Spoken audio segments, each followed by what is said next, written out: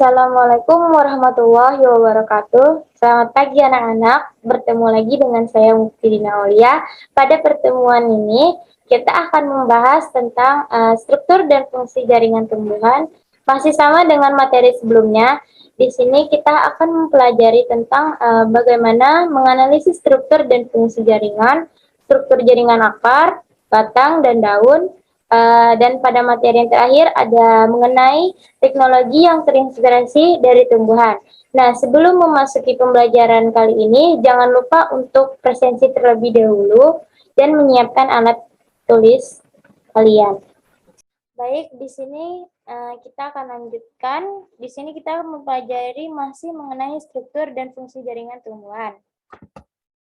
Yang pertama ada indikator pencapaian kompetensi, yaitu menganalisis struktur dan fungsi jaringan. Yang kedua, membandingkan struktur jaringan akar, batang, dan daun. Yang ketiga, ada membuat karya sederhana mengenai teknologi yang terinspirasi dari tumbuhan. Adapun tujuan pembelajaran, yang pertama, setelah mengamati PPT, materi struktur dan fungsi jaringan tumbuhan, siswa diharapkan mampu menganalisis struktur dan fungsi jaringan tumbuhan dengan benar. Dan yang kedua, setelah mempelajari materi, struktur, dan fungsi jaringan tumbuhan, siswa diharapkan mampu membandingkan struktur jaringan akar, batang, dan daun dengan benar. Yang ketiga, setelah mengamati materi mengenai teknologi yang terinspirasi dari tumbuhan, siswa diharapkan mampu membuat karya sederhana. Ya, yang selanjutnya di sini jaringan adalah kelompok sel yang mempunyai struktur dan fungsi yang sama. Pada tumbuhan, jaringan dibagi menjadi dua, yaitu ada jaringan meristem dan jaringan dewasa. Adapun jaringan meristem, yang pertama itu tersusun dari atas sel-sel muda dan bersifat aktif, membelah. Dan yang kedua ada dinding sel tipis, banyaknya protoplasma, bentuk dan ukuran yang sama. Adapun rongga sel yang kecil. Dan yang kedua, ada jaringan dewasa. Jaringan dewasa itu bisa disebut dengan jaringan permanen, yaitu jaringan yang pertumbuhannya telah berhenti sama sekali atau untuk saat ini. Nah, jaringan dewasa ini terbagi menjadi dua, ada jaringan simpel dan jaringan kompleks. Jaringan simpel ini adalah jaringan sederhana yang hanya terdiri dari satu jenis sel. Dan yang kedua ada jaringan kompleks. Jaringan kompleks ini terdiri dari satu jenis sel bekerja sama sebagai satu kesatuan. Nah, adapun ciri-cirinya pertama dari jaringan dewasa yang pertama ada tidak mempunyai aktivitas untuk memperbanyak diri. Yang kedua, ukurannya relatif besar dibandingkan sel meristem. Dan yang ketiga itu ada vakuola yang besar, dinding sel mengalami penebalan. Dan yang keempat, terdapat ruang antar sel, kadang-kadang selnya sudah mati. Selanjutnya, ada jaringan dewasa penyusun organ tumbuhan tingkat tinggi antara lain, ada jaringan epidermis, yaitu merupakan jaringan yang menutupi permukaan tumbuhan. Adapun ciri-cirinya, yang pertama, sel berbentuk balok, tipis, rapat, serta tidak memiliki ruang antar sel. Dan yang kedua, berfungsi sebagai pelindung dilapisi kutikula. Dan yang ketiga, sebagian epidermisnya ada yang bermodifikasi menjadi sisik atau bulu. Dan yang keempat, biasanya tidak memiliki klorofil. Selanjutnya ada jaringan pengisi atau bisa disebut dengan parenkip. Nah, ciri-cirinya itu terletak di sebelah dalam jaringan epidermis. Yang kedua, tersusun antar sel-sel bersegi banyak. Terdapat ruang antar sel, fungsi jaringan parenkim sebagai jaringan penghasil dan penyimpan cadangan makanan. Contohnya parenkim penghasil makanan adalah parenkim daun, yakni jaringan palisade. Atau parenkim sebagai penyimpan cadangan, misalnya jaringan korteks pada batang. Ya, selanjutnya ada jaringan penyongkong, terdiri dari dua, yaitu dari kolenkim dan salenkrim. Nah, jaringan penyongkong berfungsi untuk menunjang bentuk tumbuh-tumbuhan. Nah, dari kolenkim itu ciri-cirinya tersusun atas sel-sel hidup, mengalami penebalan selulosa pada sudut dinding sel, terdapat pada organ tumbuhan yang masih muda, Selanjutnya pada selenkrim, ciri-cirinya tersusun dari sel-sel mati mengalami penebalan lignin pada seluruh dinding selnya, terdapat pada organ tumbuhan yang sudah tua. Selanjutnya ada jaringan pengangkut, itu terbagi menjadi dua, yaitu xilem atau pembuluh kayu dan floem atau pembuluh tipis. Nah, jaringan pengangkut ini berfungsi untuk mengangkut air dalam tanah.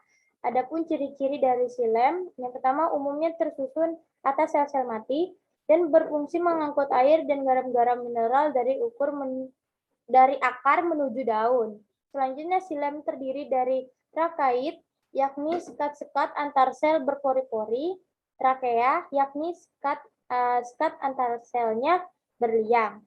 Adapun ciri-ciri dari floem, yang pertama tersusun sel-sel hidup, yang kedua berfungsi pengangkut hasil fotosintesis dari daun ke seluruh tubuh jaringan, tersusun dari sel-sel panjang, ujung-ujung bergandengan membentuk suatu pembuluh.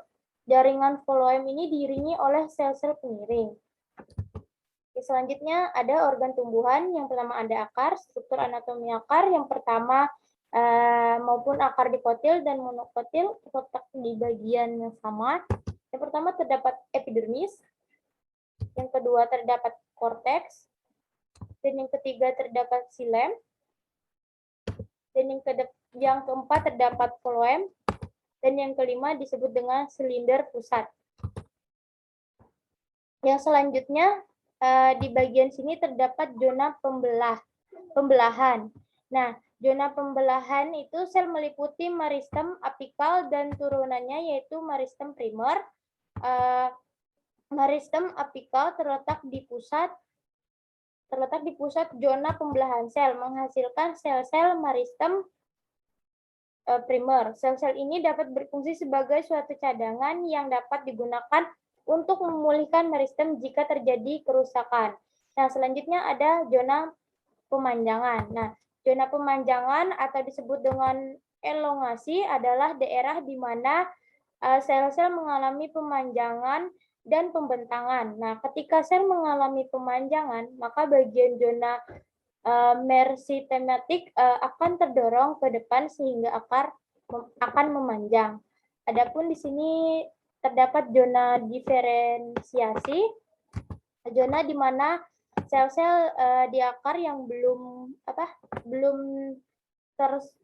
terspesialisasi akan mengalami diferensiasi sesuai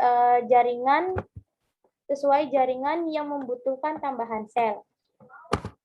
Nah, selanjutnya di sini ada akar, itu terdapat dari epidermis, terdiri atas satu sel, lapisan sel yang tersusun rapat tanpa ruangan antar sel.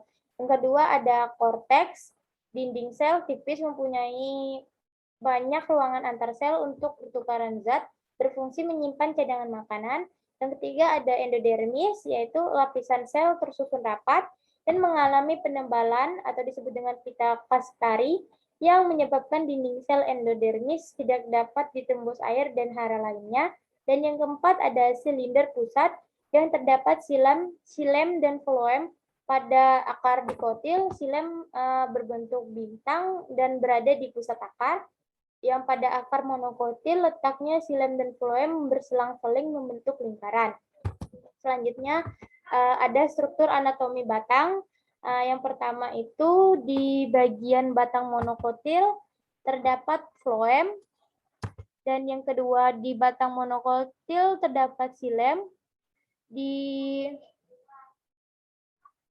nomor 3 terdapat batang dikotil, itu disebut dengan epidermis. Dan nomor 4 itu di bagian batang dikotil disebut dengan ikatan pembuluh. Dan nomor 5 pada batang dikotil disebut dengan empulur.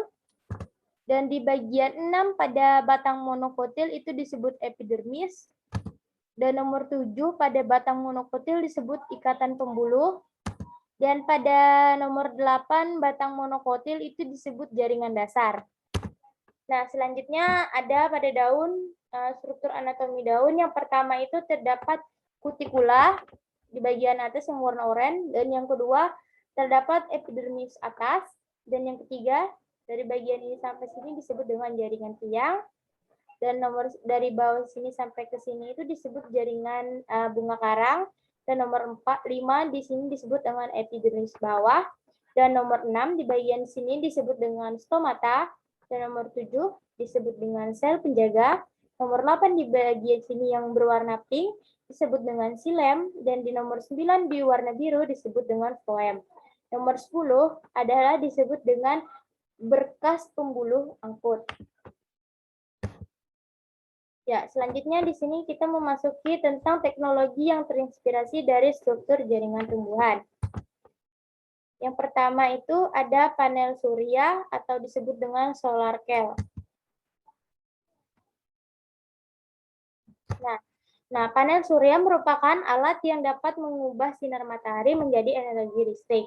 Mekanisme kerja panel surya yaitu ketika permukaan panel terkena cahaya matahari, kemudian elektron atau partikel penyusun atom yang berbuat negatif pada panel surya bergerak melalui suatu konduktor dan menjadi arus listrik. Prinsip tersebut sama dengan proses fotosintesis yang mana tumbuhan memiliki saat hijau daun atau disebut dengan klorofil. Saat daun terkena cahaya matahari, elektron pada kompleks klorofil akan bergerak melalui satu saluran dan menyebabkan muatan positif ikut bergerak menuju enzim yang kemudian akan menghasilkan energi kimia berupa ATP yang digunakan untuk mengubah CO2 menjadi glukosa. Yang selanjutnya ada solar EV, mekanisme yang sama dengan panel, yang mana ketika permukaan panel terkena cahaya matahari, kemudian elektron atau partikel penyusun atom yang berbuat negatif pada panel surya bergerak melalui suatu konduktor dan menjadi arus listrik. Nah, solar EV terinspirasi dari bunga EV yang merambat dan mengarah cahaya matahari untuk melakukan fotosintesis. Yang selanjutnya yang ketiga ada sensor cahaya. Sensor cahaya terinspirasi dari stomata tumbuhan kaktus. Nah, pada malam hari stomata tumbuhan kaktus akan terbuka. Namun pada siang hari stomata akan tertutup. Hal ini terjadi dikarenakan didukungnya adanya sel penjaga. Sel penjaga ini memiliki reseptor cahaya yang disebut dengan fotoreseptor.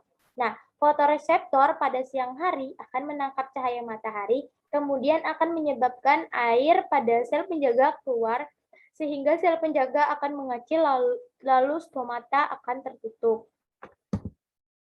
Selanjutnya ada lapisan pelindung dan pengkilap. Nah, kendaraan bermotor banyak terinspirasi oleh tumbuhan. Hal ini bisa kalian temukan pada badan mobil.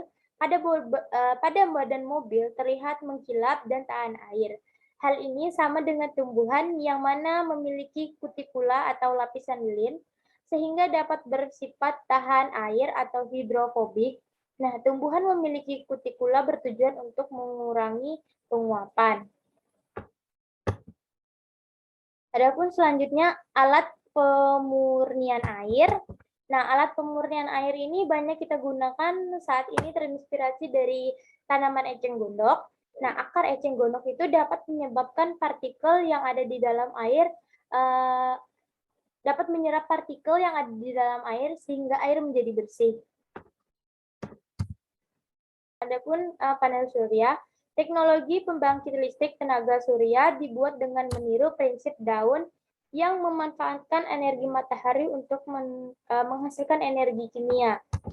Nah, di sini ada pun pada gambar di sebelah kiri bagian atas itu susunan batu rumah meniru jaringan batang tembok rumah agar kokoh diberi bersih. Hal ini merupakan pengaplikasian dari kambium pada pohon. Dan pada gambar sebelah kiri bagian bawah, itu merupakan struktur akar yang kokoh dan dapat menunjukkan tumbuhan pada daerah laut. Hal ini bisa dipakai sebagai dasar pengembangan pembangunan fondasi pada tumbuhan, fondasi dalam pembuatan jembatan, dan lain-lain. Nah, sebelum Ibu mengakhiri, di sini Ibu akan memberikan tugas pada kalian.